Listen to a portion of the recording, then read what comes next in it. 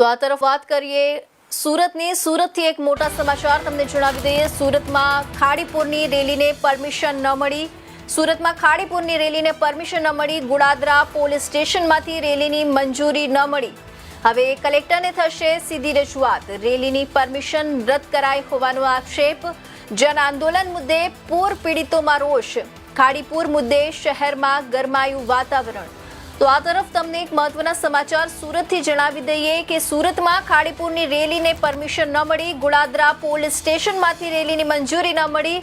હવે કલેક્ટરને થશે સીધી રજૂઆત। રેલીની પરમિશન રદ કરાઈ હોવાનો આક્ષેપ। જન આંદોલન મુદ્દે પૂર પીડિતોમાં રોષ।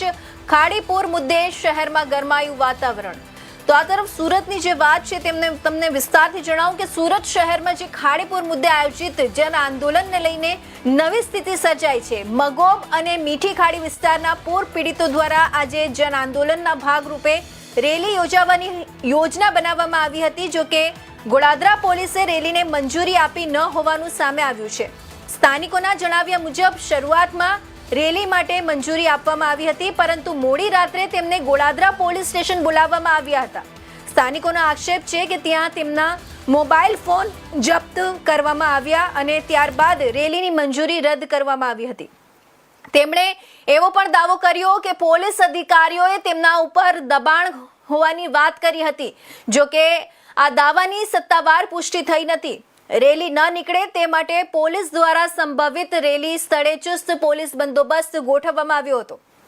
હવે આયોજકોએ નિર્ણય કર્યો છે કે મોટી રેલી કાઢવાના બદલે 10 થી 15 લોકોનું પ્રતિનિધિ મંડળ સીધું જિલ્લા કલેક્ટરને મળી પોતાની રજૂઆત કરશે। ખાડીપુર મુદ્દે જન આંદોલન લઈને શહેરમાં રાજકીય અને સામાજિક ચર્ચા તેજ બની છે। ત્યારે સમગ્ર મામલે પોલીસ અને તંત્રના આગામી પગલા પર સૌની નજર છે।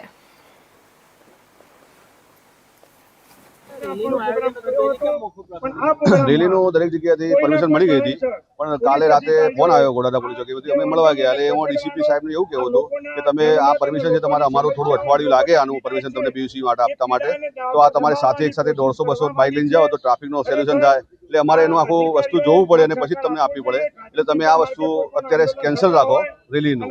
જો તમારે 10-15 જણા જઈને આપવું હોય આવેદનપત્ર તો તમે આપી શકો છો। એટલે પછી અમે આવેદનપત્ર 10 થી 15 જણા અત્યારે જઈ અને આપવાના છીએ અત્યારે।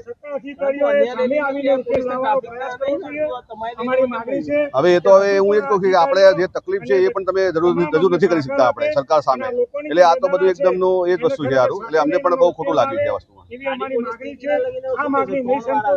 ખાડીપુર તો માટે બધા કંટાળી ગયેલા છે। આ એ જ છે છેલ્લા 22 વર્ષથી જે તકલીફ છે ખાડીપુરની એ અમે કંટાળી ગયેલા। એટલા માટે અમે આંદોલન કર્યું છે કે ભાઈ સરકારને જગાડવા માટેનું। બીજું કઈ છે નહીં આમાં કે અમે રેલી બાબતે જો જઈએ તો સરકારનું ઉપર પણ ધ્યાન દોરાય અને થોડું એમને નજર પડે કે ભાઈ આ વસ્તુ સુરતમાં ખાસ તકલીફ છે કે અહીંયા જે લોકલ છે સુરતના અંદર જે નાના ભાઈ કોર્પોરેટર હોય કે ભાઈ આ તંત્ર હોય એ લોકો ધ્યાનમાં લેતા નથી। એટલે અમે ઉપર સુધી પહોંચાડવા માટે આ રેલીનું એક આયોજન શાંતિપૂર્ણ રેલીનું આયોજન કરેલું હતું અમે। આ વિસ્તારમાં છેલ્લા 35 વર્ષથી રહું છું। જ્યારે રંગદોડુ સોસાયટીમાં રહેતો હતો એ વખતે મગોબ ગામ પંચાયત લાગતી હતી। અતિશય ભારે વરસાદ હોવા છતાં પણ એટલું પૂર નહોતું આવતું જે અત્યારે એકદમ સામાન્ય વરસાદમાં પૂર તરત મહિનામાં 2-3 વાર આવે છે। એનો મતલબ અમારી ખાડીમાં બીજા કોઈ પાણીના પ્રવેશ થયા છે અથવા આગળ રોકાણ થયું છે। અમારે સરકારને એક જ કહેવું છે ગમે તે કરો એ વિષય તમારો જે અમારો સરકારનો વિષય નથી, આમ પબ્લિક સિવિલનો વિષય નથી કે શું આનું થયું છે એ જોવાની તકેદારી જવાબદારી સરકારની છે। તો તમે જુઓ કે ત્યાં શું થયું છે અને એને દૂર કરો। અમારો ખાડી પૂરનું નિવારણ લાવો। અમારે ખાલી એટલું જ જોઈએ છે। સરકાર સાથે અમારો બીજો કોઈ વિરોધ છે નહીં। ખાલી અમને જે તકલીફ પડી રહી છે એનું નિરાકરણ કરી આપો અમને। એ રેલીનું અમે 2 દિવસમાં નક્કી કર્યું હતું, પરંતુ પોલીસ સરકારનું કેવું એવું હતું કે ભાઈ આટલા ટૂંક સમયમાં તમને પરમિશન નહીં મળી શકે।